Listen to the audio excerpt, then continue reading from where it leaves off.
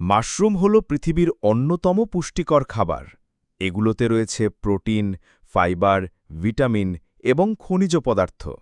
শুধু তাই নয়, মাশরুমে থাকে নানা ধরনের অ্যান্টিঅক্সিডেন্ট যা আমাদের শরীরের কোষকে ক্ষতির হাত থেকে রক্ষা করে এবং শরীরের ভেতরের প্রদাহ কমাতে সাহায্য করে।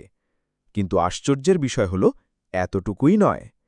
মাশরুমে থাকে বিশেষ কিছু যৌগ যাদের বলা হয় পলিস্যাকারাইডস। গবেষণায় দেখা গেছে এই উপাদানগুলো আমাদের রোগ প্রতিরোধ ক্ষমতা বাড়ায় এবং ক্যান্সার কোষের বিরুদ্ধে লড়তেও সাহায্য করে। এর মধ্যে কিছু বিশেষ ধরনের মাশরুম আছে, যেমন রেইশি মাশরুম, যা প্রাচীনকাল থেকেই ভেষজ চিকিৎসায় ব্যবহৃত হয়ে আসছে। এগুলো হজমের সমস্যা, শ্বাসকষ্ট, এমনকি কিছু ধরনের ক্যান্সার প্রতিরোধেও ব্যবহৃত হয়। এবার আসি স্বাদের কথায়। মাশরুমের আছে এক অনন্য স্বাদ, যাকে বলা হয় উমামি। এটি খাবারে যোগ করে একেবারে আলাদা ধরনের লোভনীয়, ঝালঝাল ও গভীর স্বাদ, যা যেকোনো সাধারণ রান্নাকেই করে তোলে অনেক বেশি সুস্বাদু ও সমৃদ্ধ।